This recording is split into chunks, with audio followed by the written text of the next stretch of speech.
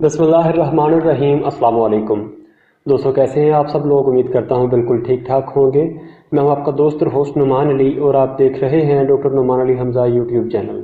दोस्तों, एक भाई ने कहा था कि उसका कुर्बानी का जानवर है जो मतलब ठीक से नहीं खा पी रहा, मतलब कम खाता है थोड़ा बहुत मुंह मारता है फिर छोड़ देता है। तो उसे उसका क्या हल करना चाहिए कि वो ठीक से खाए।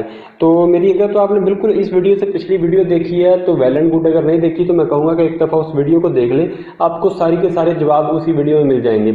तो भाई होता कुछ यूँ है कि मतलब ये मैं फिर भी आपको बता देता हूँ।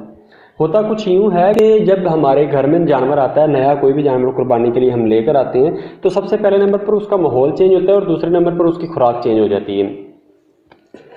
बहुत कम लोग होते हैं जो कि जानवर खरीदते वक्त उसके मालिक से पता करते हैं कि आप अपने जानवरों को खिलाते क्या हैं, या फिर वहाँ पर जो चारा वगैरह होता है उसको देखकर हिसाब लगाते हैं कि इसको ये चीज़ खाने में पसंद है या फिर ये चीज़ ये जानवर खाता है।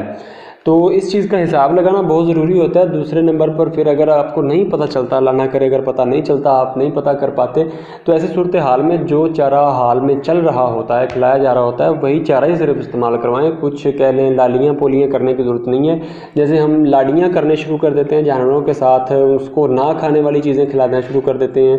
घर में कोई भी मतलब आता है वो कोई चीज़ पकड़ कर उसको खिलाना शुरू कर देता है, ये वाला काम ना करें तो आपका जानवर जो है उसका खाना पीना बिल्कुल ठीक रहेगा। मज़ीद अगर आपका जानवर जो है सुस्त है, अगर तो है सिर्फ खाने पीने में ठीक, खाने पीने के अलावा भी सुस्त आ रहा है, तो उसको 5 ग्राम का इंजेक्शन लगा दें। और अगर आपको बुखार महसूस होता है तो उसको साथ में डिक्लोफेनेक सोडियम का इंजेक्शन भी लगा दें या फिर लॉक्सन का इंजेक्शन लगा दें। उससे आपका जानवर जो है वो बेहतर हो जाएगा। अगर मज़ीद खाने पीने में मसला कर रहा है तो एलवीजेस्ट पाउडर जो है वो उसको पिलाएं या खिलाएं, आपका जानवर इंशाल्लाह ठीक हो जाएगा। तो दोस्तों, ये थी आज की वीडियो। उम्मीद है वीडियो आपको अच्छी लगी होगी। अगर वीडियो अच्छी लगी हो तो लाइक कीजिए, दोस्तों के साथ शेयर कीजिए और कमेंट सेक्शन में अपनी राय का इजहार ज़रूर कीजिएगा। तो दोस्तों, अपना ख्याल रखिए, घर वालों का ख्याल रखिए और मुझे दुआओं में याद रखिएगा। अल्लाह।